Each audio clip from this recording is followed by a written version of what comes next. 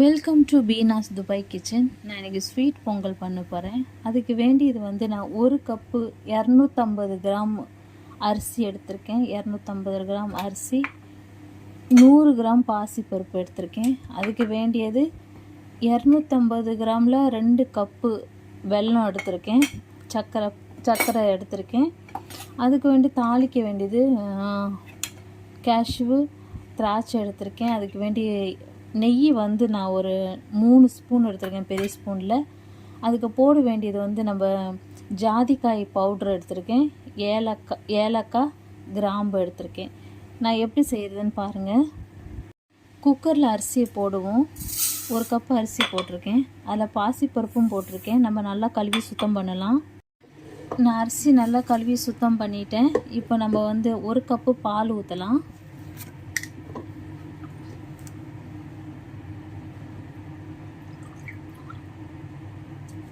1 cup பால் ஊற்றிருக்கேன். அதில் 4 cup தண்ணி ஊற்றுவோம்.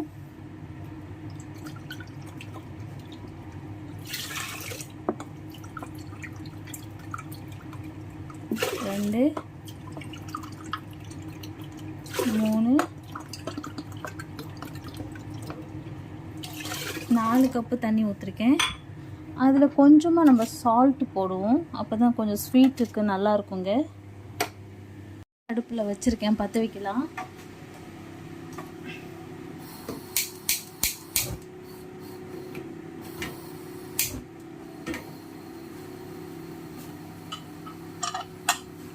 மூடி போட்டுருவோம். ஒரு 7 விசிலுக்கு வரைக்கலாம்.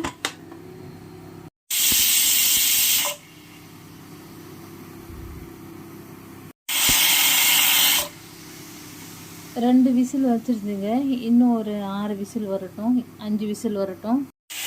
நம்ம சர்க்கரை பாகு காய்ச்சலாம்.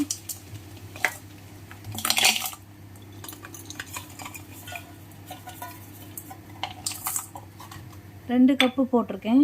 அதில் கொஞ்சமாக தண்ணி ஊற்றுவோங்க. தண்ணி ஊற்றி நம்ம காய்ச்சுவோம். நம்ம காய்ச்சலாம். தண்ணி ஊற்றி அடுப்பில் போட்டிருக்கேன். சர்க்கரை பாகு நல்லா கரைஞ்சிச்சு. நம்ம அழுக்க வடித்து எடுத்துடலாம். தூசிலாம் இருக்கும் இல்லைங்க, அதை எடுத்துருவோம். இது ஒரு கம்பி பதத்துக்கு நம்ம வர வைக்கலாம்.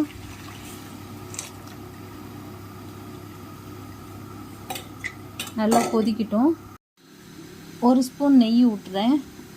நெய் ஊற்றிட்டு நம்ம கேஷ்யூ வதக்கலாம். நம்ம திராட்சை போடுவோம், முந்திரி பருப்பு போடுவோம். ஃபஸ்ட்டு வறுத்து எடுக்கலாம். அதுக்கப்புறம் திராட்சை வளர்ப்போம்.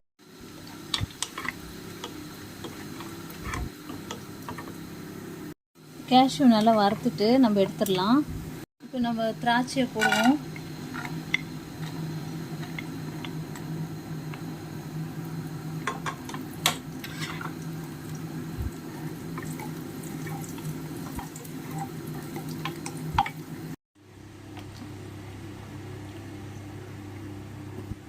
இது நல்லா ஒரு கம்பி பக்கம் வந்துச்சு பாருங்கள். கரண்டிலே ஒரு கம்பி வருது பார்த்தீங்களா? இதுதான் கரெக்டான பக்குவங்க. இது நம்ம எடுத்துடலாம். ஆஃப் பண்ணிடலாம். இங்கே பாருங்கள், மெதுவாக வரும் பாருங்கள். இதுதான் சூப்பரான பக்குவங்க. எடுத்துருவோம். நம்ம பொங்கலை பார்ப்போம். நல்லா வெந்திருக்கும்.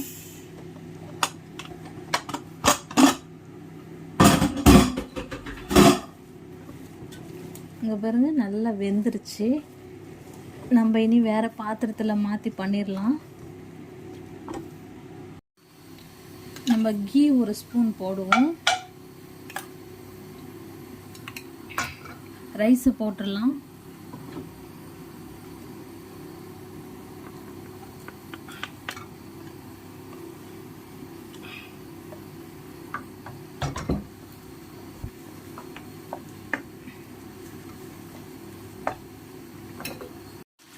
இதில் இந்த கிராம்பு போடலாம்.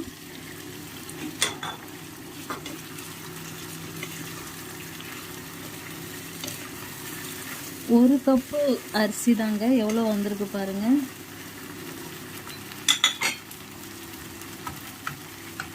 நம்ம இந்த சர்க்கரை பாகை ஊற்றிடுவோம்.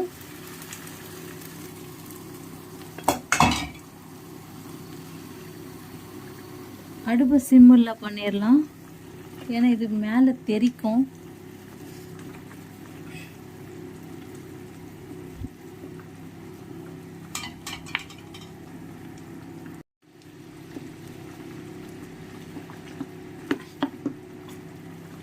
நம்ம ஏலக்காவும் அந்த ஜாதிக்காய் பவுடர் இருக்குல்ல அதையும் போட்டுடலாம்.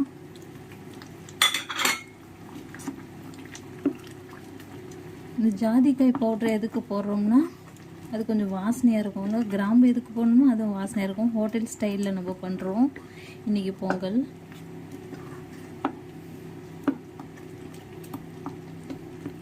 நல்லா செட் ஆகட்டும். நம்ம இதில் முந்திரி பருப்பு வறுத்து வச்சுருக்கோம்ல அது போடுவோம். கடைசியாக நம்ம திராட்சை போடலாம். இன்னும் கொஞ்சம் நெய் ஊற்றலாம், இன்னும் 1 ஸ்பூன். மொத்தத்தில் நான் வந்து 4 ஸ்பூன் தான் நெய் யூஸ் பண்ணுறேன். இதில் 3 ஸ்பூன் தான்.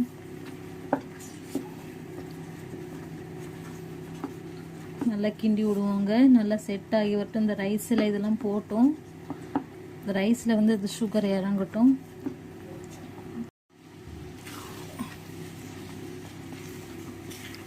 சூப்பரான பொங்கல் ரெடி ஆயிடுச்சுங்க. இப்போ திராட்சை போடுவோம், வறுத்து வச்சது.